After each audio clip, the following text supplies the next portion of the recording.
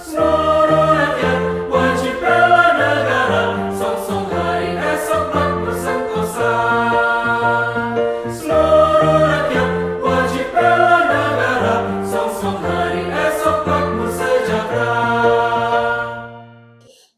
Baik, untuk treasure study kami sudah melakukan banyak upaya, terutama terkait kelulusan dan cepat kerjanya mahasiswa.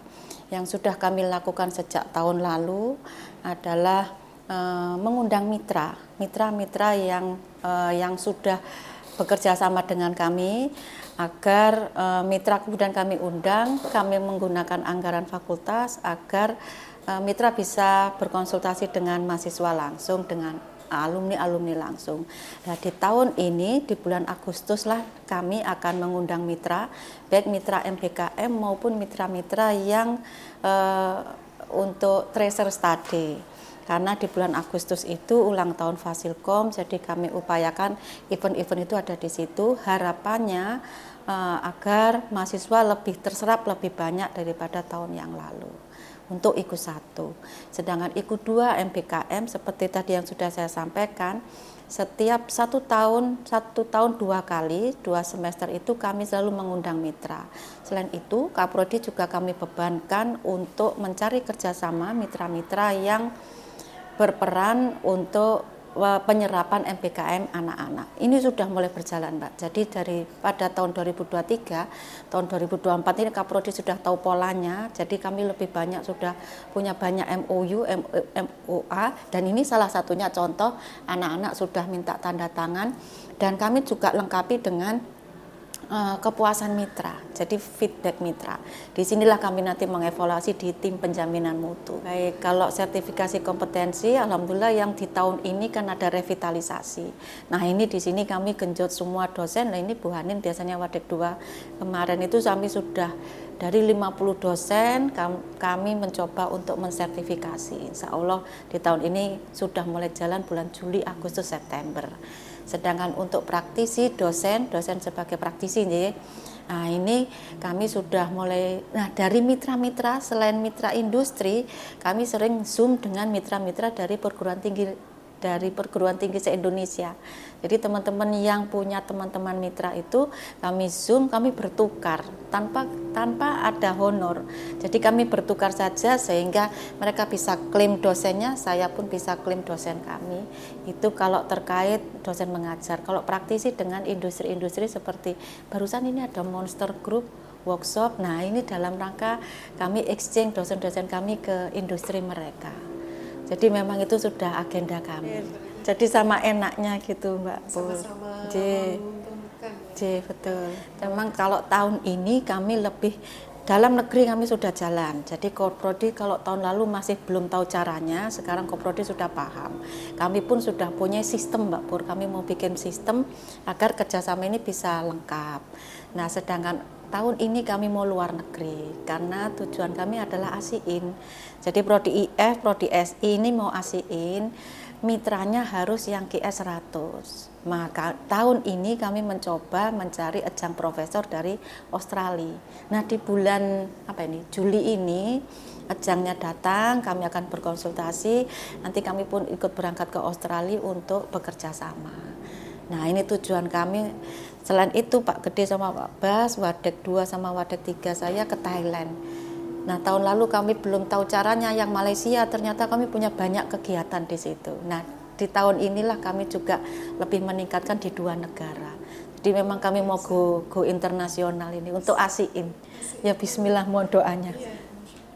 Insya Allah kata Bu Feti itu Kaprodi IF itu kalau enggak September Oktober. Ini persiapannya. Kalau peran saya yang pertama monitoring semuanya ya, memanage semua sistem bidang 1, 2, 3. Sikoja pun begitu, kami punya tim inti di Sikoja yang kemudian kami pecah-pecahkan di prodi. Peran saya itu peran yang utama adalah memonitor setiap hari prodi mana yang sudah memenuhi Sikoja sebelah mana. Jadi artinya gini Mbak Pur, kami punya satu sistem, sekarang kami membuka sistem itu online, jadi surat menyurat sekarang sudah online. Nah, di surat menyurat itulah saya nyegati, apa artinya? Saya itu memilah-milah. oh ini masuk psikoja ini, masuk psikoja ini. Nah dengan begitu kami lebih bisa, saya lebih tahu dalam 1 bulan saya akan memonitor dengan tim psikoja mana yang kurang. Nah dari ST yang sudah ada linknya, jadi ST kami itu ada linknya, ya ada buktinya. Jadi kami kalau psikoja Mbak, tidak perlu kami nanya mana buktinya, tidak perlu. Karena di situ kalau mereka minta ST, buktinya lampirkan. Nah sekarang dengan online kami tinggal klik sudah dapat semuanya. Nah di situ kami baru ngukur tim psikoja yang gerak. Bu ini kurang ini. Nah kalau sudah begitu saya biasanya rapat dengan Suwadek, rapat dengan Koprodi. Kami betul-betul kerjasama. Jadi alhamdulillah di FIK ini baik Koprodi, Suwadeknya itu betul-betul care gitu loh Mbak Pur. Alhamdulillah saya sangat bersyukur ini. Teman-teman baik sekali. By sistem semua ya? Semua mulai by sistem, mulai dari pendidikan, Pak Gede itu sudah uyus, mulai pelayanan mahasiswa, ya rencananya kepingin nanti 2 tahun lagi mungkin kami ada Fasilkom 1. Jadi begitu diklik ini semua sudah muncul gitu, kepinginnya gitu. Bismillah ya. Integrasi semua. Bismillah.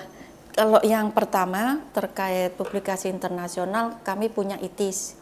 Jadi itu proceeding IEEE yang terindeks Scopus. Itu dosen-dosen sudah biasanya 20 dosen sudah biasanya publikasi. Kami membiayai di fakultas 20. Sedangkan kalau di prodi-prodi 55. Jadi sudah banyak ITIS. Tetapi kami juga tahun ini kan ada ajang profesor dari dari Australia, Pak Mahardika. Nah, beliau ini yang kami minta untuk coaching dosen-dosen yang lolos hibah dari LPPM. Ini sudah terdata 30 dosen. Ini coaching dengan Pak Mahardika setiap hari Jumat. Jadi by Zoom, lah ini kami targetkan ke Pak Mahardika. Dosen-dosen harus submit ke Scopus. Nah ini coaching ini sudah berjalan 1 bulan, Mbak. Ya diawai sama Pak Gede. Lah bulan ini Juli yang Pak Mahardika harus hadir dalam rangka ulang tahun UPN dan dalam rangka pendekatan dengan dosen. Kalau Zoom saja kan tidak enak. Nah ini kami pendekatan di situ. Itu juga kami kerjasama dengan yang di Malaysia, Thailand sama Australia terkait jurnal mereka yang Scopus. Kami juga belajar. Jadi MTI ini sudah kami buat inisiasi. Mereka sudah Copernicus. Rencananya nanti MTI di bawah Pak Agus, kami coba untuk lanjut ke Scopus. Ini tujuannya agar teman-teman lebih mengenal publikasi. Kami kalau di IQ 4 sudah banyak Pak Pur. Alhamdulillah mulai tahun kemarin sampai sekarang sudah melebihi target. Itu upaya kami. Di sini untuk mewujudkan program Academic Mobility, kita ada beberapa program yang kita laksanakan. Yang pertama kita melakukan perencanaan, kemudian implementasi program ya. Jadi merancang mobility akademik itu seperti apa sesuai dengan visi misi yang ada di universitas. Kemudian kita mengembangkan kerjasama dengan beberapa institusi luar negeri yang saat ini kita bekerja sama dengan universitas di Malaysia maupun di Thailand dan di Australia gitu. Nah kemudian kita mencoba untuk menyusun anggaran yang untuk pertukaran mahasiswa dan dosen. Nah pada saat ini kita sedang melakukan pertukaran mahasiswa dan dosen ke UMP, ke Universitas Malaysia Pahang. Nah, kemudian kita akan melakukan penguatan kerjasama internasional. Kita mempunyai di fakultas kita punya namanya International Affair. Jadi kita tugaskan dari bidang 1 menugaskan teman-teman tim ini untuk membangun jaringan dengan universitas mitra di luar negeri. Nah, kemudian lewat bidang 3 kita melakukan penandatanganan MOU maupun MOA dengan institusi internasional. Ya, kemudian kita sering mengikuti konferensi internasional maupun kita menjadi pembicara di tingkat internasional. Nah, kemudian dari pengembangan kurikulum kita sudah menggabungkan agar antara Aptikom, di mana Aptikom ini juga mengarah ke standarisasi internasional. Jadi kita akan mengarah ke bidang di kurikulum ini berdasarkan OBE yang berstandar internasional. Nah, kemudian juga kita membina dengan dukungan ya, memberikan pelatihan workshop bagi dosen-dosen yang terkait dengan mobility akademik. Nah, setiap kita mengadakan kerjasama dengan luar, dengan internasionalisasi, ya kita selalu memberikan workshop gitu ya. Nah, kemudian sampai itu kita akan terus memonitoring dan mengevaluasi secara berkala program yang sudah kita laksanakan, maupun program yang akan kita laksanakan. Kita akan monitoring terus gitu ya. Nah, kemudian kita pastinya akan melakukan promosi dan sosialisasi ya, baik itu lewat media, kita punya Instagram, kita punya YouTube, kita punya mitra-mitra yang untuk bisa kita melakukan promosi yang mobility akademik yang sudah kita lakukan ini, seperti itu. Untuk meningkatkan IKU 2 ini, Mbak, kita setiap semester itu mendatangkan mitra kita. Ya, jadi kita meningkatkan kolaborasi dengan industri, ya, dengan mitra yang kita punya. Nah, untuk apa? Untuk magang dan kerja praktek. Nah, disitulah kita bisa mengembangkan kerjasama, ya. Nah, di situ juga kita bisa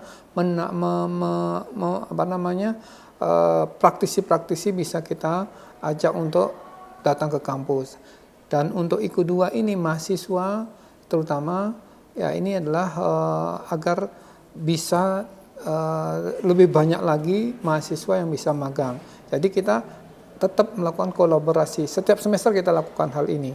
Nah, kemudian kita melakukan program pertukaran mahasiswa, baik di dalam negeri maupun di luar negeri. Nah, memang ada beberapa kendala yang kita dapatkan, tetapi itu tidak menjadi kita tetap semangat untuk melakukan pertukaran mahasiswa ini.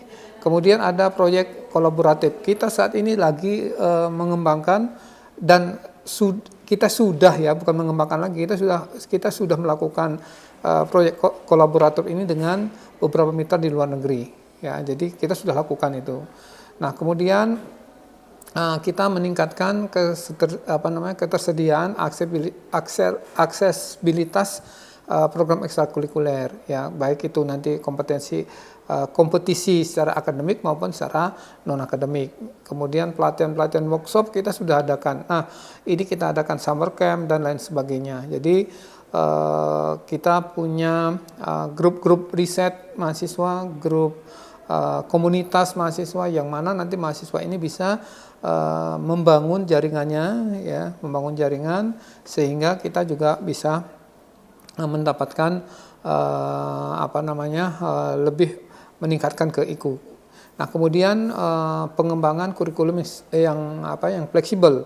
Kita sudah melakukan pengembangan kurikulum ini yang fleksibel. Contohnya kita kalau ada misalkan di luar harus kita akui tentang perkembangan IT yang belum ada di kurikulum kita, maka akan kita masukkan di dalam kurikulum yang kita punya. Nah, kemudian kita ada memberikan dukungan bidang akademik, ada bimbingan karir, ya ini kemudian mentorship dan pusat layanan mahasiswa kita sudah ada juga terutama di bidang satu, ada juga layanan mahasiswa di bidang untuk meningkatkan bimbingan akademik ini. Nah, kemudian kita juga menggunakan teknologi atau platform digital pembelajaran secara online. Jika pada saatnya kita menggunakan online, maka kita akan memanfaatkan platform ini untuk meningkatkan pembelajaran gitu. Nah, kemudian ada peningkatan infrastruktur atau sumber daya. Nah, ini kita kita memfasilitasi mahasiswa kita seperti laboratorium, kemudian ruang kerja bersama dan yang lain-lainnya kita sudah sediakan di lantai 2, laboratorium juga sudah lengkap. Nah, itu akan kita buka secara terus-menerus Nah, artinya pada jam kerja kita akan mahasiswa boleh siapapun menggunakan untuk meningkatkan kompetensinya. Nah, kemudian di pendanaan dan beasiswa ini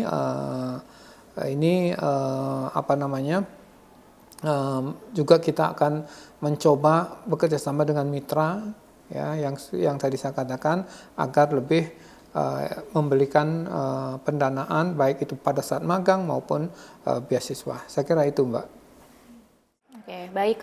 Mungkin khusus untuk yang 2024 ya Bu ya, karena kalau 2023 kan kami ngikut dari yang sudah ada sebelumnya.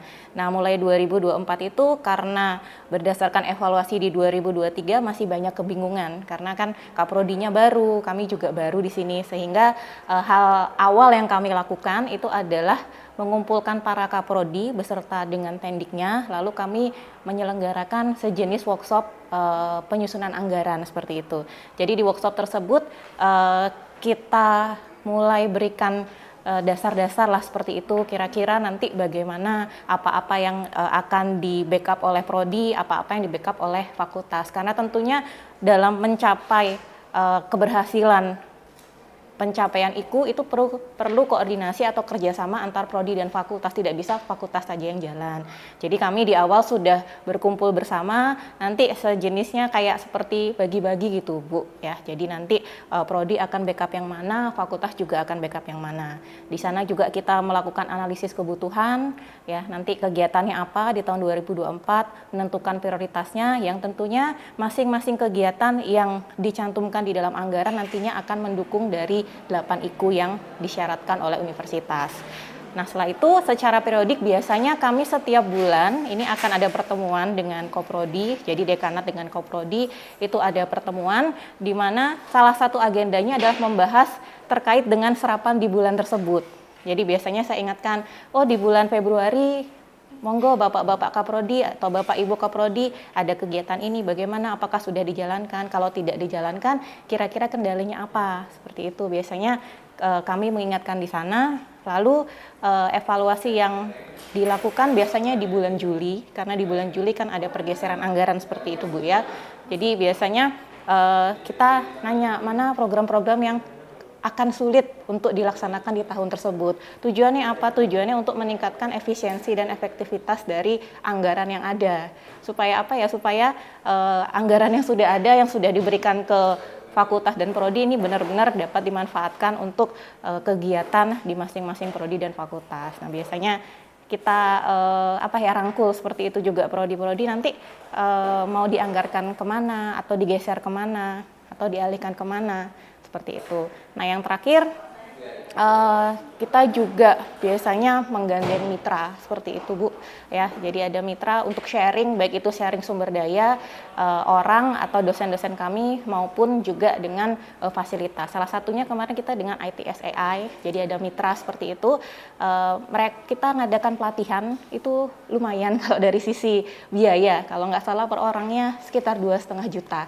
Jadi kami bisa dapat license untuk mengadakan pelatihan dimulai dari mensertifikasi dosen-dosen kami seperti itu. Nah, jadi kami nanti bisa jadi tutor, pelaksanaannya di lab di sini. Nanti ke depannya kita bisa membuka sertifikasi kompetensi untuk pihak luar itu.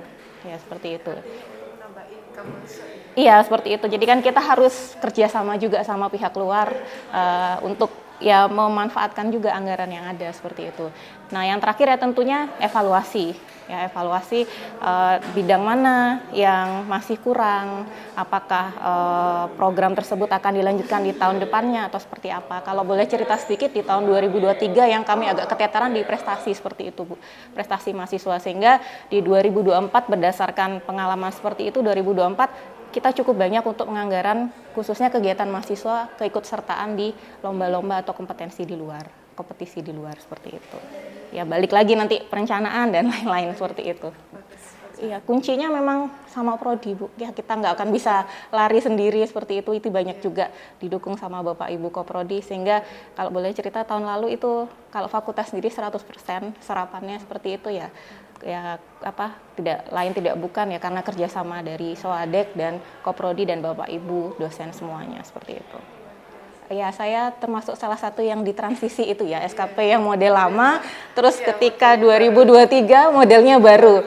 Ya, memang perlu penyesuaian di sana. Intinya kalau dari SKP itu kita berangkat dari atas ya Bu ya. Jadi Bu Dekan dibebankan oleh 8 IKU, dari 8 itu diturunkan ke wadek-wadeknya, bertanggung jawab terhadap masing-masing IKU tersebut ya. Lalu dari wadek itu juga nanti kemana yang masing-masing prodi nanti akan mendukung dari poin-poin IKU tersebut, lalu juga di breakdown ke dosen-dosen. Kurang lebih seperti itu untuk SKP di Fasilkom sendiri, sehingga masing-masing dosen punya tanggung jawabnya masing-masing ya terhadap capaian dari SKP atau dari 8 IKU yang dibebankan ke fakultas. Seperti itu, saya rasa sangat objektif kalau sekarang penilaiannya seperti itu ya, karena sudah jelas masing-masing tupoksi dari masing-masing dosen terhadap nilai SKP yang akan didapatkan nanti, seperti itu. Ya, jadi di kami kan juga melalui rapat pimpinan ya, jadi di rapat pimpinan di tingkat fakultas ya, itu terutama di kami di bidang 3 kan terkait kemahasiswaan salah satunya itu di poin IKU terutama dari 1 sampai 8 yang banyak adalah prestasi mahasiswa ya. Prestasi mahasiswa di IKU 2 ya terutama itu kita juga kena target misalnya tahun ini di Fasilkom kena 50 atau 5% ya. 5% dari jumlah mahasiswa kita yang 200 sekian itu berarti sekitar 55 prestasi atau target yang harus dicapai ya. Nah, bagaimana strateginya? Sementara untuk saat ini posisi kita kalau tidak salah di mungkin 18 dari 55 tadi ya. Jadi kita masih ada target lagi. Kita ada sekian bulan yang harus kita manfaatkan untuk mencapai target tadi. Nah, strateginya kita beberapa juga menjalin kerjasama ya dengan beberapa kemitraan yang bisa kita lakukan untuk katakanlah bikin workshop dan kompetisi-kompetisi ya. Seperti anak-anak nanti yang di bulan apa ini ya, Juli juga ada, Agustus juga ada, itu membuat apa namanya kayak semacam workshop juga ada kompetisinya gitu ya. Selain juga lain-lain ya. Jadi kan prestasi itu bukan hanya di bidang akademik tapi juga non akademik ya. Jadi kan termasuk juga di olahraga dan sebagainya itu. Nah, kalau di akademik kan anak-anak sesuai kompetensinya. Jadi di kita ada 8 komunitas riset. Nah, ini 8 komunitas riset mahasiswa juga di bawah wewenang bidang 3. Itu salah satu kiatnya adalah dengan mengaktifkan semua komunitas riset yang ada di Fasilkom. Dengan masing-masing komunitas riset itu ada dosen pembinanya, ya kan. Kemudian di mahasiswanya juga ada ketua dari komunitas riset itu dan pengurus-pengurus lainnya. Nah, di sini komunitas riset mahasiswa ini biasanya anak-anak itu sudah punya agenda-agenda ya, punya agenda-agenda dalam 1 tahun ke depan dia harus ikut kompetisi apa saja yang ada di Puspresnas ya. Terutama untuk di pemeringkatan kemahasiswaan itu ya, di Simkat Mawa itu kan ada agenda-agenda dalam 1 tahun ya. Nah, itu biasanya anak-anak komunitas riset itu yang mengagendakan, kemudian dia juga mempersiapkan timnya, memberikan pelatihan, workshop dan sebagainya untuk timnya, sehingga setiap kali ada event mereka bisa mengikuti dengan baik gitu. Jadi salah satunya adalah mengaktifkan komunitas riset. Komunitas riset sendiri kita secara legal sudah ada SK dari dekan untuk pembinanya maupun pengurus dari sisi mahasiswanya. Gitu ya. Jadi kita dari dekanat itu bekerja sama dalam hal ini dengan organisasi mahasiswa, diantaranya adalah komunitas riset. Selain organisasi resmi yang sudah ada sebelumnya ya, seperti BEM dan juga himpunan. Nah, kalau BEM dan himpunan itu kan memang organisasi resminya sudah lama ada, tetapi yang komunitas riset ini termasuk strategi baru yang sudah kita terapkan untuk lebih meng-boost ya, meningkatkan dari sisi prestasi anak-anak sehingga mencapai IKU 2 terutama tadi ya. Kalau di kita ya kecuali yang ini ya kerjasama di IKU 6 ya. Kalau dia punya kompetensinya bagus, harapannya nanti lulus dan dia akan bisa cepat keterima kerja dan sebagainya ya. Memperpendek waktu lulusan. Ya IKU 1, 2 dan 6 terutama yang kerjasama. Ya, itu pertanyaan yang bagus sekali dan itu menjadi concern kita karena kita kan sudah memasuki era global di mana saat ini itu IoT dan AI kan memegang peranan penting ya. Jadi anak-anak sudah kita bekali, alhamdulillahnya lagi mungkin baru Fasilkom ya di sekarang ini yang sudah bekerja sama dan menjadi ATC, Authorized Testing Center resmi untuk bidang kecerdasan buatan atau bahasa Inggrisnya AI certified ya. IT Information Technology spesialis di bidang AI. Jadi kalau disingkat ITS-AI. Nah, ITS-AI ini kita berikan juga kepada dosennya, kepada juga mahasiswa. Jadi ini karena di kita juga ada kurikulum AI, makanya ini bisa juga maths. Anak-anak yang sudah lulus dari mata kuliah AI, dia bisa ikut kompetisi kompetensi di sini. Tetapi tentunya nanti ada pelatihannya lagi dan juga ada sertifikasinya lagi. Nah itu untuk yang sesuai era sekarang ini. Dan kita sudah, Fasilkom sudah resmi menjadi ATC-nya, Authorized Testing Center resmi di Indonesia, yang mana kita bekerja dengan 2 mitra, yaitu B1 dari Bandung, B1 Corporation-nya itu yang dia mendapat lisensi dari Certiport yang di Amerika, gitu.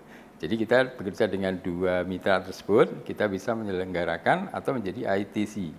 Mungkin ini persiapan juga nanti begitu PTNBH, mungkin kita bisa menyelenggarakan tidak hanya untuk internal, tapi bisa juga kita buat layanan untuk eksternal kalau memungkinkan ya. Karena saya kira di era sekarang banyak orang yang membutuhkan ITS-AI ini, IT spesialis di bidang AI. Nah itu salah satu strateginya yang sudah kita jalankan dan kita sudah resmi, ada kerjasamanya juga, sehingga kita bisa resmi menyelenggarakan pelatihannya dengan trainernya orang-orang kita sendiri dari Fasilkom yang sudah mendapatkan TOT. Jadi kita bisa menyelenggarakan sendiri, nanti testingnya bisa diselenggarakan secara online, gitu. Jadi nanti sertifikatnya bisa langsung dapat dari Amerika ya, dari Certiport. Berarti sudah Ya. ada kerjasama ya? Sudah berjalan dalam 1 tahunan ini ya. Luar biasa. Ya sudah jalan. Dan itu menjadi bekal sebagai skill kompetensi. Anak-anak ya bisa untuk mahasiswanya, terutama ya karena konsen saya. Sebenarnya di bidang satunya juga bisa menjadi dosen juga, karena bisa dipakai untuk dosen yang ingin spesialis di bidang AI, ya IT spesialis. Terkait capaian kinerja IKU ini pada dasarnya kami sangat maksimal dalam mencapai target tersebut, terutama untuk yang tadi disebutkan adalah publikasi. Nah untuk publikasi, walaupun prodi MTI adalah prodi baru berdiri sejak awal tahun 2023, namun dosen-dosennya itu adalah dosen lama. Sehingga progres penelitian, pengabdian pada masyarakat dan pendidikan ini saya kira tidak ada masalah, apalagi di publikasi internasional rata-rata prodi Magister Teknologi Informasi adalah memiliki sumber daya dosen S3 di mana untuk publikasi internasional ini mungkin sudah sangat berpengalaman. Kemudian selain itu untuk mendukung publikasi tersebut ini mahasiswa S2 itu kami arahkan di mana sudah sejak semester awal sudah mulai mempelajari proses-proses apa saja yang dilakukan untuk mengirim tulisan ke jurnal-jurnal internasional bereputasi, seminar internasional bereputasi, dan juga kami beberapa mata kuliah itu mewajibkan output dari mata kuliah tersebut adalah tulisan berupa jurnal atau proceeding. Jadi dalam hal ini untuk publikasi kami sudah sangat maksimal dalam hal pemenuhan IKU. Seperti itu.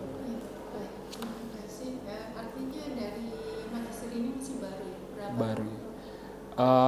SK operasional turun itu Januari 2023, menerima mahasiswa baru semester gasal 23-24. Jadi mahasiswa total saat ini sudah 25 mahasiswa. IKU jadi IKU dicapai melalui rencana aksi. Rencana aksi ini kemudian di breakdown ke setiap program studi. Nah, kebetulan di prodi kami proses diturunkan kinerja dari dekan ke prodi itu berdasarkan jumlah sumber daya. Nah, alhamdulillah selama proses ini ketika kami masih total sumber daya kami itu ada 5 dosen. Jadi alhamdulillah target yang dibebankan ke kami itu bisa tercapai semua.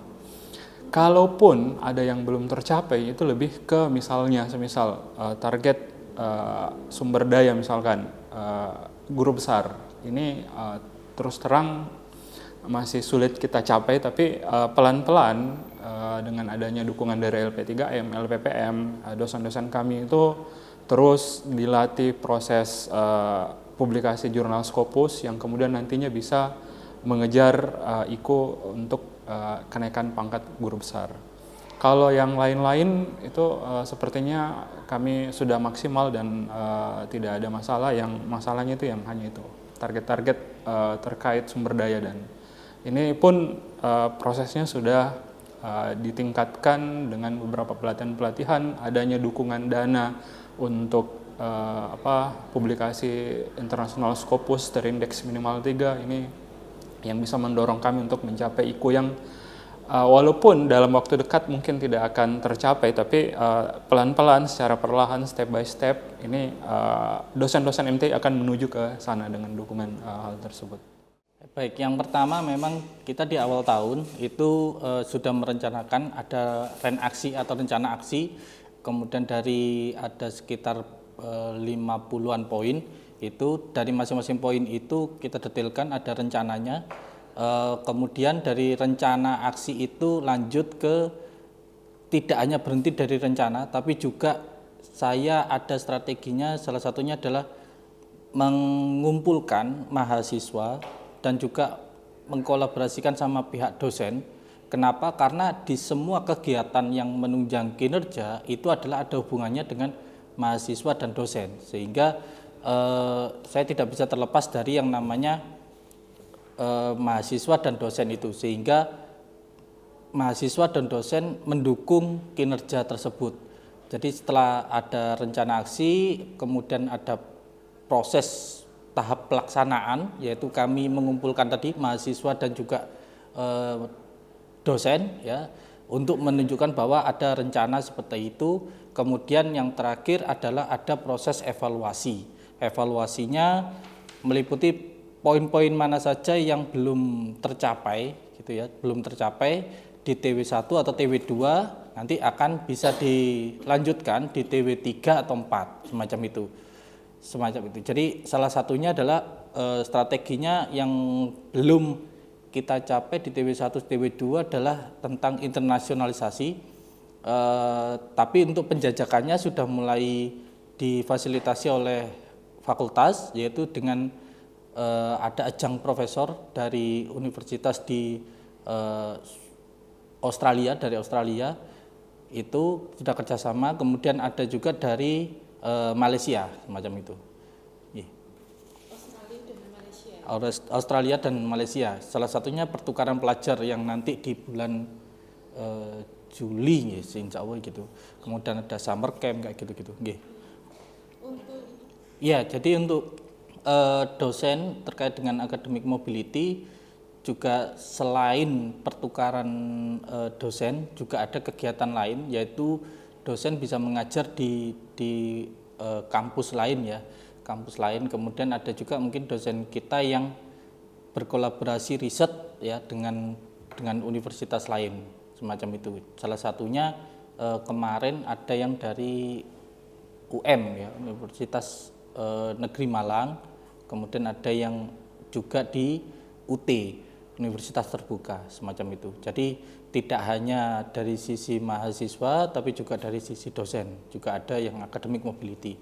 Alhamdulillah yang dosen mobility tercapai juga gitu ya. Dan salah satunya saya kemarin mengikuti menjadi pembicara, itu juga salah satu academic mobility di mana di Jogja ya, sama satunya lagi ada di Desa Sawentar semacam itu. Ya, jadi internasionalisasi memang prodi sistem informasi salah satu prodi yang mendapatkan sebetulnya awalnya kan ada 8 ya seingat saya, kemudian karena ada beberapa klausul yang mengakibatkan ada 4 prodi yang tidak bisa lanjut, kemudian salah satunya 4 itu adalah bisa lanjut, salah satunya ada prodi sistem informasi, informatika, kemudian teknologi pangan ya, kemudian satu lagi seingat saya teknologi agribisnis ya mungkin ya. Nah itu dan itu sejak kita sudah ngerjakan sejak dari akreditasi di bawah bimbingan dari LP3M, kemudian kita sudah mengadakan yang namanya FGD mulai tahun 2023 itu ada 9 kali seingat saya FGD, baik yang dilaksanakan di luar UPN ataupun di dalam UPN. Kemudian itu untuk akreditasi ASIIN ya, akreditasi ASIIN. Jadi kita ngerjakannya mulai Juli 2023, submit Desember 2023, dan 2024 ini itu informasi terbaru dari LP3M, 4 prodi yang dari UPN itu mendapatkan dana hibah dari Dikti untuk dilaksanakannya visitasi. Jadi memang di tahun 2024 ini 4 prodi itu akan ada visitasi, cuma jadwal visitasinya belum keluar. Dan sekarang ada memang, jadi di ASIIN itu prosesnya ada diskusi semacam itu dari tim ASIIN sama dari tim LP3M. Itu nanti diskusi, ada beberapa berkas yang perlu kita lengkapi sebelum dilakukan visitasi semacam itu. Jadi di tahun 2024 ini insya Allah memang akan ada visitasi dari ASIIN yang terakreditasi internasional semacam itu. Sebetulnya indikatornya saya sudah melihat dari tahun kemarin, dari tahun, kan ini sebetulnya adalah kegiatan yang berkelanjutan ya, jadi tidak bisa dilihat dari tahun 2024 aja, tapi kita harus lihat dari tahun 2023 juga. 2023 itu sampai sekarang itu memang masih ada kendala. Yang pertama adalah ada ini jabatan dari dosen ya, jabatan fungsional dosen. Di situ mungkin ada yang tertulis, dan salah satunya adalah lektor guru besar ya, guru besar itu kita masih belum, karena untuk dosen yang mencapai ke guru besar itu kan harus ke lektor kepala dahulu. Sedangkan di prodi itu masih ada beberapa hambatan. Salah satunya dosen kami ada yang masih lektor 200, ada yang lektor 300. Kemudian ada yang memang kemarin ada yang satu mengajukan ke lektor kepala tapi masih ada terhambat di regulasi dari pemerintah semacam itu. Sehingga itu hambatan yang memang kita tidak bisa juga dalam artian itu di luar dari kewenangan prodi semacam itu. Terus kemudian yang kedua ada, kalau indikasinya itu ada pertukaran pelajar mahasiswa, itu mungkin akan saya push lagi untuk mahasiswa agar bersedia untuk mengikuti kegiatan-kegiatan internasional. Jadi kegiatan internasional di sini mahasiswa SI di tahun kemarin itu memang ada 1 yang mengikuti ISMA, tapi di tahun ini saya melihat ada indikasi untuk mahasiswa SI itu lebih cenderung untuk tidak mengikuti ISMA, artinya mereka lebih senang mengikuti yang MSIB semacam itu. Nah, ini mungkin nanti strategi kedepannya adalah mahasiswa yang mengikuti ISMA yang kemarin mendapatkan awardee dari ISMA itu akan saya panggil untuk mereka agar mau bertukar cerita kepada adik-adik kelasnya agar punya kesempatan untuk mengikuti ISMA atau ICT atau pertukaran pelajar yang ada di luar negeri semacam itu. Dan sebetulnya di SI kemarin yang di tahun ini ya, yang di Malaysia itu ada pertukaran pelajar juga 1 mahasiswa SI ke Malaysia, tapi saya rasa kalau 1 kok kurang gitu ya, saya rasa sih itu. Jadi lebih baik mungkin di tahun-tahun berikutnya itu mungkin bisa yang memang kalau targetnya 1, kalau bisa kan kita ya paling enggak 2 semacam itu. Dari tahun kemarin memang masih 1, tahun ini juga 1. Kebetulan tahun ini sudah tercapai yang 1 tadi karena yang pertukaran pelajar di Malaysia tadi.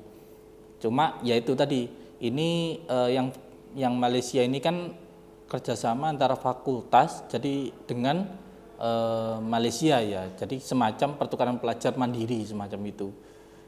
Nah, yang ingin saya masukkan lagi adalah mahasiswa agar dapat pengalaman mendapatkan beasiswa dari pemerintah semacam ISMA atau ICT semacam itu. Itu akan menjadi bekal yang luar biasa bagi mahasiswa untuk semangat dalam melanjutkan perkuliahan dan karirnya ke depan. Karena kan kalau beasiswa mandiri fakultas kan ya kita dananya terbatas, tapi kalau dari pemerintah itu luar biasa, dan persiapan yang mereka lakukan dari pihak pemerintah itu juga banyak dan detail semacam itu.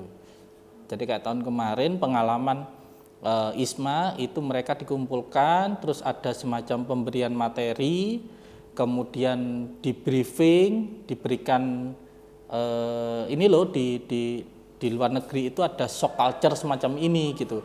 Nah, itu pengalaman-pengalaman itu yang mungkin akan bisa ditularkan kepada adik-adik kelasnya semacam itu sih. Jadi kebetulan mahasiswa SI kemarin tahun kemarin yaitu mendapatkan beasiswa ISMA di Lancaster, Inggris gitu. Di Lancaster, Inggris. Ya itu nah ini pengennya tahun-tahun kedepannya ya jangan hanya 1 gitu. Kalau bisa banyak mahasiswa SI yang mendapatkan prestasi semacam itu. Salah satunya adalah ya tadi dengan mengundang yang berhasil tadi mendapatkan beasiswa itu untuk bersedia menjadi pembicara kepada adik-adik kelasnya agar bisa memberikan motivasi, oh ini loh yang perlu dipersiapkan gitu. Karena shock culture di Inggris sama di Malaysia itu berbeda 360 derajat gitu. Semacam itu sih. Jadi strateginya yang balik lagi kepada sama ada tantangan ya, mungkin kalau boleh saya sampaikan tantangannya adalah yaitu tadi ada 2, yaitu internasionalisasi tadi dari sisi mahasiswa, kemudian yang satunya adalah terkait dengan jabatan fungsional dari dosen yang mau menuju ke guru besar. Memang ada masih kendala yang seperti tadi itu, ada kendala regulasi semacam itu ya. Kalau prediksinya mungkin ada ya, mungkin ada. Saya juga tidak bisa menjudge bahwa atau memperkirakan harus tercapai semua gitu. Dalam artian misal targetnya adalah 10, mungkin saya bisa mencapai 8 semacam itu. Nah, saya ya mungkin kalau ada prediksi atau tidak itu juga tidak bisa juga disampaikan sekarang, tapi yang pasti saya juga harus mencapai target itu gitu. Mencapai target, misal ditargetkan 10 ya saya akan berusaha maksimal untuk melengkapi yang 10 tadi gitu.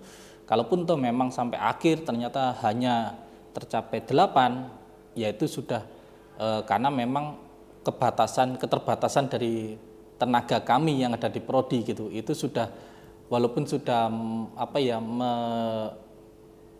menyampaikan untuk kepada seluruh keluarga prodi sistem informasi dan keluarga mahasiswa, itu juga sudah dikerahkan. Salah satunya ya kemarin prestasi ya, kita mendukung.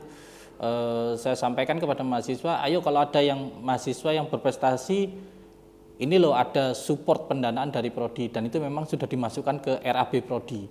Memang sudah dimasukkan ke RAB prodi. Kemudian yang tadi juga pertukaran pelajar ke Malaysia itu juga sudah disupport oleh prodi. Dan di sisi lain juga ada yang sertifikat kompetensi itu juga sudah saya masukkan. Jadi semua IKU sebetulnya sudah difasilitasi oleh RAB prodi gitu. Cuma memang ada beberapa hal yang kita tidak bisa juga, misal targetnya 10, semisal maksimalnya kita sudah berusaha ternyata mentoknya di 8, ya ya mau gimana lagi gitu ya. Jadi maksimalnya kita di 8 itu tadi gitu sih. Jadi ya intinya kalau masalah ada prediksi saya belum bisa menyampaikan, tapi ya yang pasti saya harus berusaha untuk mencapai yang sudah ditentukan itu tadi gitu. Terkait pertanyaan perencanaan kinerja untuk mencapai target kontrak kinerja, tentunya di awal tahun di prodi kami di breakdown dari kontrak kinerja dekan itu berdasarkan proporsi SDM dari sisi mahasiswa, dari sisi dosen, sehingga dapatlah poin-poin target untuk tiap-tiap prodi. Kemudian dari target tersebut kami petakan pada pendukungan dana, terutama untuk target-target yang besar. Jadi misalkan seperti publikasi internasional, kemudian sertifikasi kompetensi, itu memang kami alokasikan. Nah, setelah kita lakukan ada kontrak kinerja, kemudian ada pegangan untuk pelaksanaannya dari sisi RAB, di situ kami juga melakukan evaluasi secara bertahap dan juga monitoring ya terhadap tim-tim yang memang nanti kita targetkan untuk melaksanakan pencapaian kinerja tersebut. Jadi secara periodik saya tanyakan ke tim, jadi tiap tim di situ saya buatkan grup WA, kemudian saya tinggal kontrol lewat grup tersebut. Atau kalau misalkan kami bertemu langsung ya kami tanyakan progresnya bagaimana. Kemudian kami evaluasi pelaksanaannya atau progresnya untuk mencapai itu seperti apa. Sehingga target kinerja tersebut bisa tercapai nanti di laporan akhir tahun. Tentunya hal tersebut harus ada komunikasi yang efektif tadi, kemudian juga perbaikan kita review. Kalau yang tahun kemarin misalkan kita di Prodi Informatika ada beberapa hal yang belum tercapai, itu kita targetkan untuk muncul di RAB tahun ini. Jadi kita prioritaskan seperti itu. Sejak tahun lalu kami Prodi Informatika jadi salah satu prodi yang diusulkan mengikuti akreditasi internasional ASIIN. Dan di awal tahun, di akhir tahun, mendekati akhir tahun lalu, itu dokumen, istilahnya kalau di Indonesia dokumen borang akreditasinya sudah dikirim. Kemudian awal tahun sampai sekarang pun pihak reviewer ASIIN sudah meminta beberapa dokumen tambahan dan kami terus secara periodik memenuhi semua dokumen-dokumen tambahan tersebut, baik dari sisi dokumen kurikulum, dokumen terkait akademik mahasiswa di situ. Kalau yang ASIIN di sini akreditasi internasional tentunya lebih fokus pada kegiatan akademiknya, karena poin-poin dokumen yang diminta hampir semua itu terkait poin-poin terkait kegiatan akademik, mulai RPS, pelaksanaan perkuliahan bagaimana, asesmennya bagaimana. Nah itu di situ untuk di Prodi Informatika 50% lebih kami kurikulumnya sudah melakukan project based learning, terutama mata kuliah pilihan itu memang kami canangkan ke arah sana. Itu untuk yang di Prodi Informatika dan itu menjadi salah satu poin yang tinggi terkait pengajuan akreditasi internasional. Kemudian juga dari pimpinan dan lembaga melalui lembaga LP3M supportnya sangat tinggi. Kami diikutkan BIMTEK pendanaan dari kementerian baik tahun lalu, sedangkan yang tahun ini sedang proses pengajuan, sehingga hal tersebut membantu kami juga tim akreditasi di Prodi untuk memenuhi dokumen-dokumen yang harus disiapkan, terutama karena ada 4 Prodi yang mau diajukan ASIIN harus memiliki ada hal-hal yang harus disamakan lah. Momen tersebut sangat membantu kami prodi-prodi yang terpilih gitu untuk maju ke akreditasi internasional ASIIN untuk mengerjakan dokumen-dokumen tersebut. Selain itu kita infrastruktur IT-nya juga sudah sangat banyak yang bisa membantu proses-proses akademik yang memang akan laporkan untuk pemenuhan syarat akreditasi internasional. Terkait kerjasama tahun lalu dan implementasinya baru tahun ini, tahun lalu melalui fakultas melakukan kerjasama dengan UMP, Universitas Malaysia Pahang. Kemudian di semester depan planningnya akan ada perwakilan satu mahasiswa prodi informatika yang akan belajar di sana dalam satu semester. Sebelumnya selain itu kita juga menyusun kerjasama dengan bagian lain. Misalkan kita ada alumni dari prodi informatika itu yang di Timor Leste, itu mulai digali kerjasamanya supaya kita juga dapat poin terkait mahasiswa internasional yang berkuliah di UPN Veteran Jawa Timur, khususnya di Fakultas Ilmu Komputer. Kemudian selain itu ada program juga ajang profesor.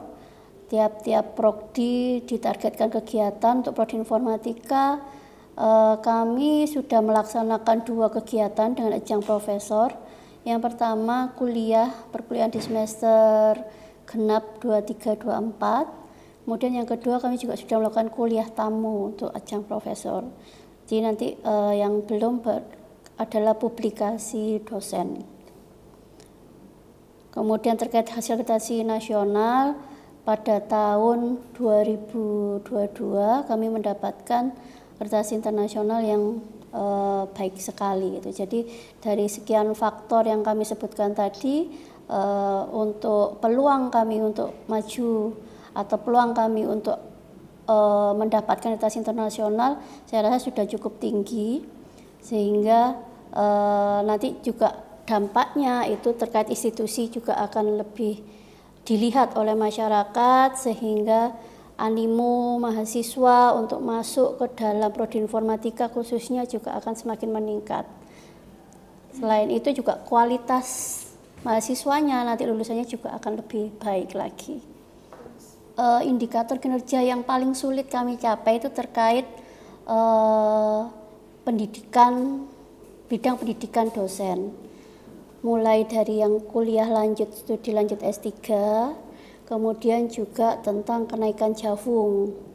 Karena pegawai kami, dosen kami di sini masih 50-50 antara yang P3K dan yang PNS. Terkait yang poin pertama pendidikan, sebenarnya saat ini sudah 6 dosen yang kuliah lanjut, sedang kuliah lanjut 6, dan yang sudah mendaftar adalah 2. Nah, seperti kita tahu, mungkin kalau yang S3 mungkin waktunya bisa lebih dari deadline 3 tahun, tapi ya harapannya beliau-beliau yang sedang kuliah saat ini bisa selesai tepat waktu, sehingga juniornya itu bisa menyusul untuk S3. Karena yang terjadi semester tahun lalu dan semester ini, beban mengajar dosen juga cukup tinggi karena itu tadi banyaknya dosen yang studi lanjut S3.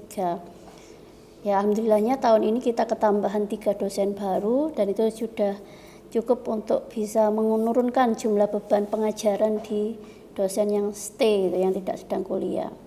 Kemudian yang kedua terkait jafung, lektor, kepala. Kalau asisten ahli ke lektor saya rasa tidak ada masalah karena pengurusannya secara internal UPN, sedangkan yang lektor kepala ini yang masalah karena beberapa yang sudah eligible lektor kepala itu statusnya adalah P3K. Nah, ini jadi permasalahan kepegawaian saat ini karena yang P3K tapi belum bisa mengajukan ke lektor kepala. Karena regulasinya memang belum fix gitu. Sedangkan yang PNS yang sudah lektor itu masih kurang waktu atau kurang poin untuk mencapai lektor kepala. Nah, sedangkan kalau yang ke guru besar ya karena S3 kami yang ada ini masih asisten ahli, Jadi cukup jauh lompatannya kalau ke guru besar, apalagi dengan aturan yang saat ini kan tidak boleh lompat gitu. Yaitu permasalahan indikator kinerja yang paling susah untuk tercapai. Dua hal tersebut. Dari dua hal tersebut, kalau yang terkait hal-hal indikator kinerja lain yang belum bisa tercapai di tahun 2024, nantinya akan kami wujudkan dalam program pendanaan di RAB tahun 2025. Karena memang ada yang bisa kita dapatkan pendanaan dari luar, seperti kuliah itu kan ada beasiswa dan sebagainya, tapi ada beberapa indikator kinerja yang memang kita harus mandiri gitu, menggunakan dana dari kementerian yang didapat dari universitas. Nah, terkait target MBKM juga yang merupakan indikator kinerja, sebetulnya kalau MBKM untuk informatika sudah sangat cukup, tapi masih banyak yang ke arah studi independen kementerian. Nah, oleh karena itu pada tahun ini kami perbanyak kerjasama dengan industri yang terutama untuk mendukung pelaksanaan magang mandiri mahasiswa. Karena dari beberapa kejadian ketika industri itu masuknya dari mahasiswa, ini ya kadang ada misalkan industri dari keluarganya, dari mananya, itu kita agak susah untuk mengontrol, sehingga kami nanti ke depan itu akan menjadi hal yang memang harus dirapikan pelaksanaannya agar evaluasi dari pelaksanaan kegiatan tersebut juga mahasiswa mendapatkan ilmu yang cukup ketika mereka belajar di luar. Sehingga nanti dari proses evaluasi kontrak kinerja pada tahun ini akan kami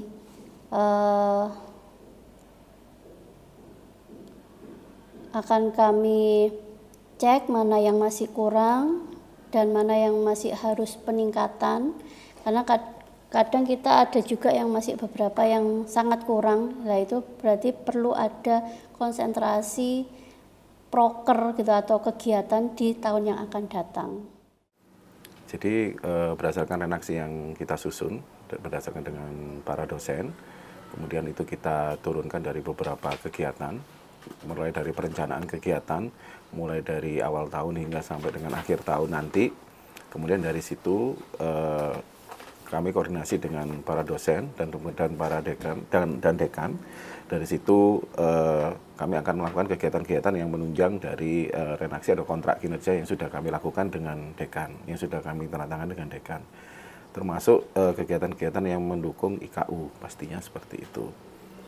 Iya, ada Bu. Jadi kami dalam menyusun rencana redaksi tersebut, kami memperhatikan beberapa hal, yaitu salah satunya adalah evaluasi yang tahun lalu.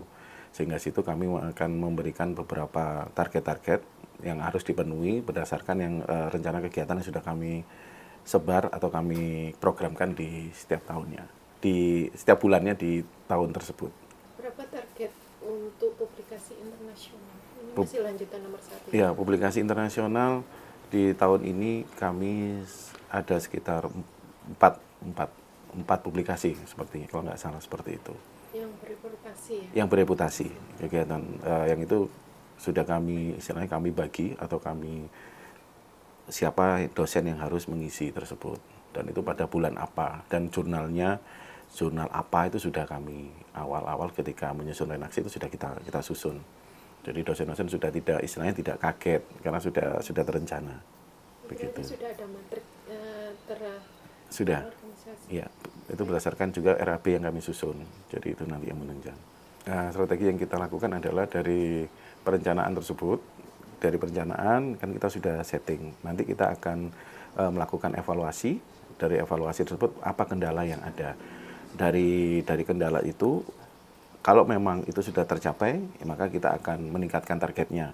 Tapi kalau memang dari target tersebut itu tidak tercapai, maka kita akan cari penyebabnya di mana, masalahnya di mana. Seperti halnya biasanya itu yang sering terkendala adalah kegiatan dalam pemenuhan ini ya, jurnal atau paten biasanya itu yang agak susah. Dan capaian terkait dengan hibah penelitian yang didapat misalnya kita targetkan 4, ternyata di tahun ini hanya 2. Nah itu karena kita juga tergantung dengan faktor lain di luar gitu Bu. Sepertinya hal itu juga terkait bukan karena serapan, karena tidak ada kegiatan activity maka tidak akan ada serapan di situ. Jadi artinya kegagalan itu sebenarnya tidak murni karena tidak adanya serapan dari anggaran, namun karena memang kegiatan itu dipengaruhi oleh faktor dari luar. Misalnya kita mengajukan hibah dengan dana dibantuan oleh dana internal, kemudian ternyata hibah itu tidak lolos, maka dana itu tidak akan terserap juga. Nah seperti itu, salah satu kegiatan kendala yang saya temui seperti itu. Ya baik, jadi untuk renaksi sendiri dari dekanat gitu ya, dari dekan kemudian turun ke Kaprodi, kemudian di Prodi dibantu dengan Kaleb gitu ya. Nah, untuk renaksi sendiri kita membuat sebuah perencanaan yang berbasis dengan orientasi kinerja yang sudah diturunkan dari universitas ke fakultas. Dalam hal ini di fakultas sendiri juga sudah membuat atau mengajak kami semua, koordinator program studi dan juga kepala laboratorium untuk bisa mengerjakan secara bersamaan supaya tidak terjadi tumpang tindih maupun gap yang terlalu jauh antara kinerja dari fakultas dengan prodi. Hal ini disusun berdasarkan pembagian gitu ya, pembagian yang ada di fakultas dan prodi. Setelah penyusunan itu kami melaksanakan tugas-tugas tersebut secara paralel gitu ya, secara paralel sehingga hasil dari kinerja tersebut ada evaluasi secara bertahap, mulai dari TW1, TW2, kemudian sekarang masuk di TW3 seperti itu dilakukan secara bertahap dan kita selalu berdiskusi dalam hal menyelaraskan apa yang kurang dari kinerja yang sudah ada tersebut. Saya selaku di Kaprodi di program studi bisnis digital, memang di sini adalah prodi baru sehingga kapasitas dan capability saya di dalam prodi ini saya bergerak selaras gitu ya, selaras dengan target yang ada di fakultas. Kemudian ketika itu belum tercapai, seyogyanya memang itu ada pembagian tim secara rinci lagi gitu ya. Apalagi di Fakultas Ilmu Komputer juga ada prodi lain yang sudah gemuk menurut saya, sehingga hal itu kita bisa diskusikan kembali dan kita bagi secara rinci lagi bagian mana yang belum dan kita diskusikan untuk bisa mencapai itu dalam kurun waktu yang sudah ditentukan. Ya, sebenarnya bukan tidak tercapai tapi sudah tercapai tetapi dengan nilai yang minimal gitu ya. Ya internasional ya, internasionalisasi yang memang saat ini masih dalam tahap penjajakan gitu ya, penjajakan dari fakultas maupun di prodi. Apalagi di tempat saya gitu ya, ini baru mahasiswa angkatan pertama, kegiatan internasional ini sangat minim dan sulit sekali saya ikuti gitu ya. Kalau kita ngomongin prodi gitu ya, di prodi saya itu sangat sulit sekali untuk mengikuti kegiatan-kegiatan internasional itu.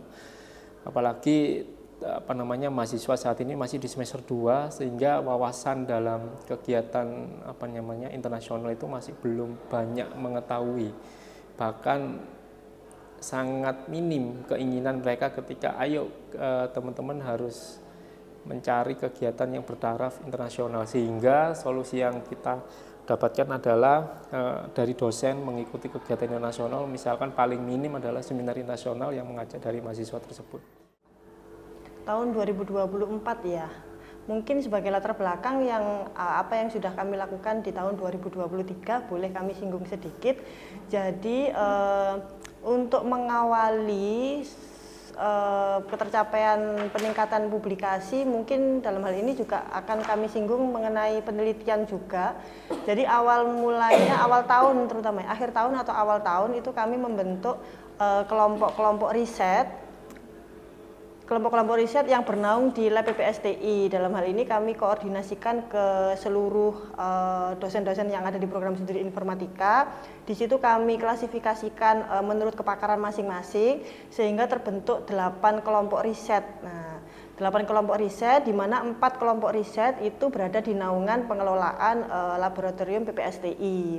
Nah, dari kelompok-kelompok riset itu nantinya akan kedepannya itu, dan mungkin sudah berjalan ini, itu akan dibentuk lagi tim-tim sebagai penggerak untuk dalam hal ini adalah pengajuan hibah-hibah penelitian, kemudian riset-riset APMA seperti itu, yang nantinya luaran-luaran dari hibah-hibah penelitian itu tidak lain adalah salah satunya adalah luaran publikasi-publikasi sesuai dengan skema-skema yang dicapai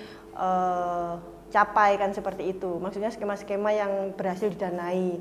Misalkan ada yang skema-skema hibah penelitian itu yang dari sisi internal, ada beberapa yang dari eksternal. Yang dalam hal ini yang eksternal itu masih di kegiatan pengabdian kepada masyarakat. Itu kan banyak sekali nanti luaran-luaran terkait publikasi. Nah, yang internal itu kemarin ada beberapa juga yang sudah lolos pendanaan, itu banyak sekali luaran-luaran yang mewajibkan untuk terindeks Scopus, Q3, kemudian minimal Sinta 1, Sinta 2. Nah, itu terkait masalah kuantitas publikasi. Kalau terkait masalah kualitas itu nanti akan kami kaitkan dengan roadmap penelitian yang ada di Lab PPSTI. Kalau meningkatkan kualitas, banyak sekali yang perlu PR kami yang perlu kami lakukan. Salah satunya adalah peningkatan tentang kompetensi dosen mengenai kepakaran dari topik-topik penelitiannya kan seperti itu. Kemudian yang kedua, mau nggak mau kami harus menggandeng mahasiswa, dan memang tidak semua mahasiswa yang bisa kami gandeng ya, hanya beberapa mahasiswa yang berminat pada topik-topik penelitian tertentu yang istilahnya itu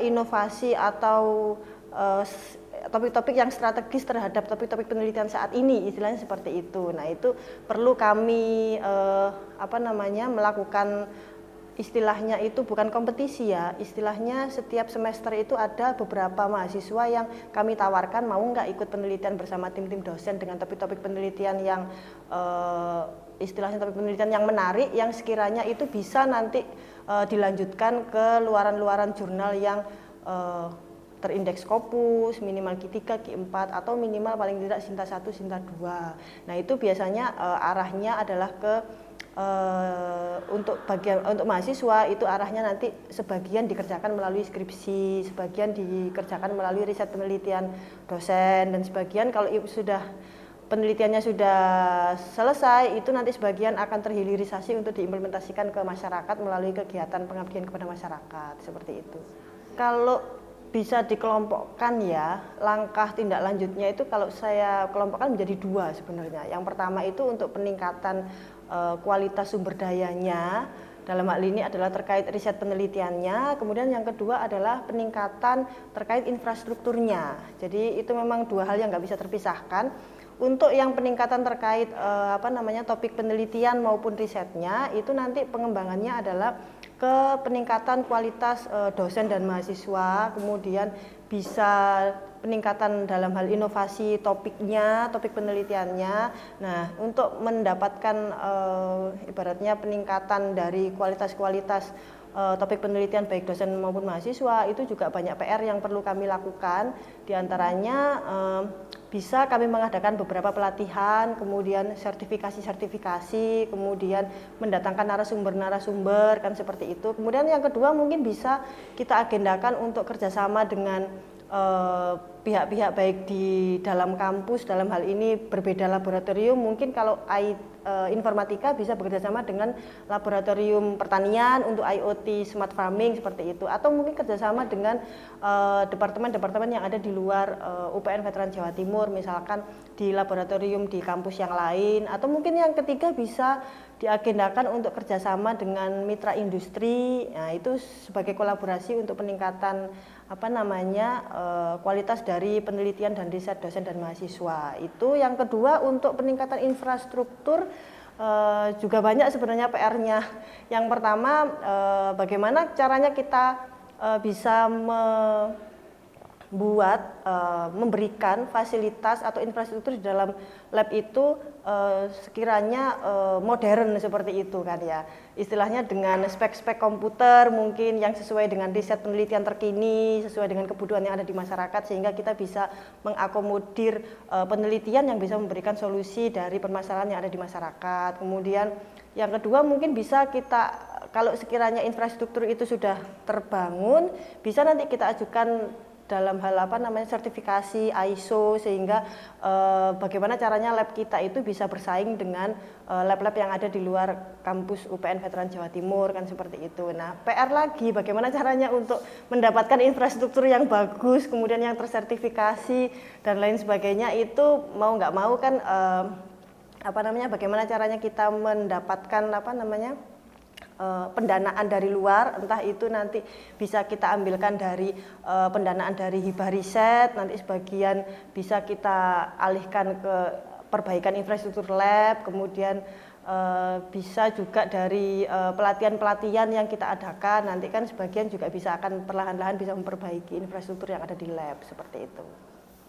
Dosen pada umumnya kalau melaksanakan Tridharma ini tidak ada yang berkeberatan, karena ketika dosen melamar sebagai seorang dosen, inilah hal yang sangat wajib untuk dilaksanakan.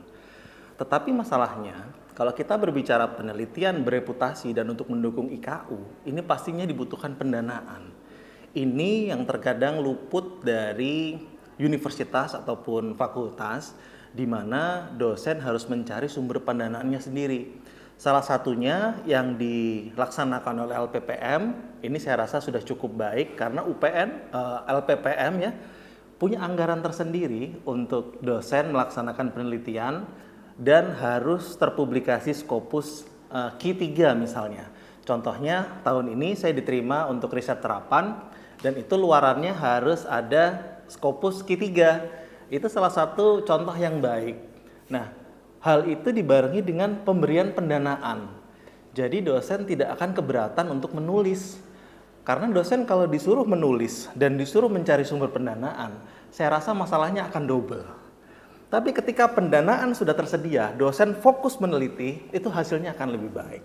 Saya rasa seperti itu. Kalau fakultas ingin meningkatkan IKU-nya, harapan saya adalah fakultas juga menganggarkan seperti yang dianggarkan oleh LPPM.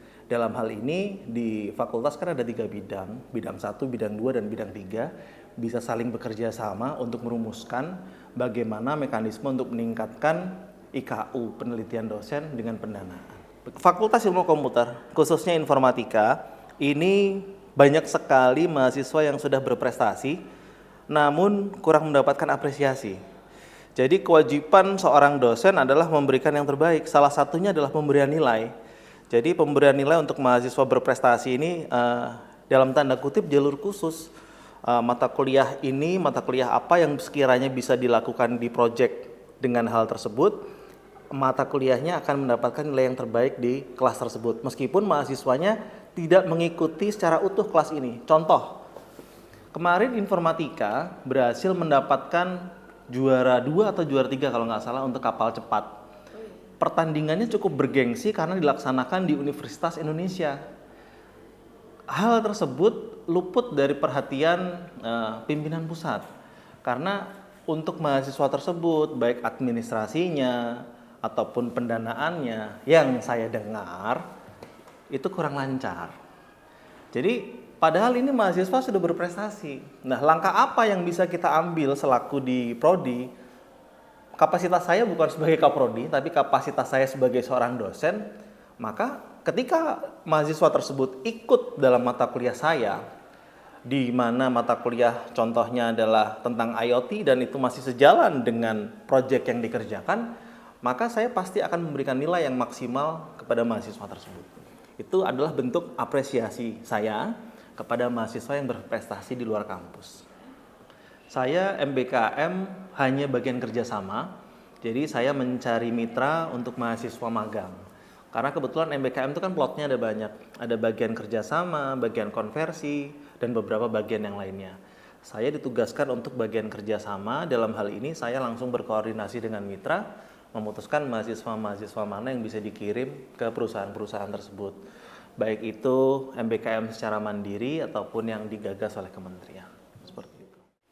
Peran bagian tata usaha di Fakultas Ilmu Komputer untuk mendukung target kinerja antara dekan dengan rektor, saya berperan bertanggung jawab.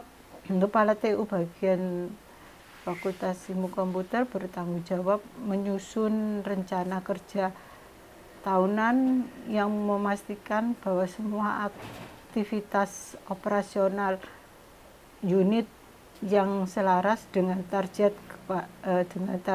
kinerja dekan dengan rektor apa sudah tercapai. Kemudian pengelolaan administrasi, yaitu bagian tata usaha bertanggung jawab menyediakan dokumen sehubungan dengan efisiensi dengan memastikan bahwa semua dokumen, laporan dan arsip tersedia dan tertata dengan baik. Dan itu akan berjalan sesuai tepat waktu. Kemudian juga saya bertanggung jawab memonitor dan mengevaluasi, yaitu mengevaluasi capaian kinerja unit, memanfaatkan bahwa arsip, bahwa setiap divisi dan individu dalam usaha dalam unit memenuhi target yang sudah ditetapkan. Setiap semester biasanya selalu kita mengevaluasi dan memonitor dari hasil capaian kinerja itu. Di sini peran Kepala Bagian TU dalam mendukung kinerja untuk menuju PTNBH. Kepala Bagian TU bertanggung jawab mengelola dokumen dan arsip, memastikan bahwa semua dokumen, administrasi dan arsip dikelola dengan baik, ditata dengan baik dan mudah diakses. Juga kami melaporkan dan memonitoring pengawasan proses pelaporan dan memonitoring kinerja unit, memastikan data dan yang disajikan secara akurat dan tepat waktu. Kemudian kita juga sumber daya manusianya, kita mengkoordinasikan proses rekrutmen, pelatihan dan pengembangan staf untuk memastikan bahwa unit memiliki tenaga kerja yang kompeten dan terampil. Juga sini kami juga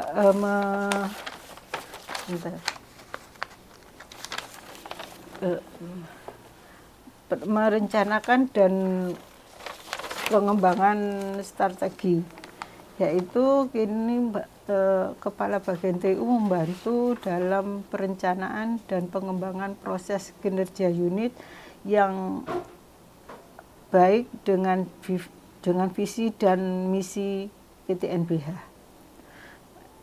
Kemudian mengevaluasi dan meningkatkan kita Kepala Bagian TU mengkoordinasikan proses evaluasi kinerja unit dan menyusun rencana peningkatan pembelajaran. Kita bagian Kepala TU kita koordinasi dengan stockholder untuk melihat komunikasi yang baik secara internal dan eksternal, termasuk mahasiswa, dosen dan staf dan pihak luar seperti mitra industri dan pemerintahan. Untuk pengelolaan dokumen di bidang akademik, saya mengatur, menyimpan, dan memelihara dokumen-dokumen seperti jadwal, terus kayak transkrip juga, kan gitu, daftar nilai seperti itu. Terus untuk administrasi mahasiswa, maksudnya untuk pendaftaran dan administrasi mahasiswa, saya mengurus pendaftaran atau mengurus pendaftaran mahasiswa baru dan kegiatan akademik lainnya, gitu aja. Terus untuk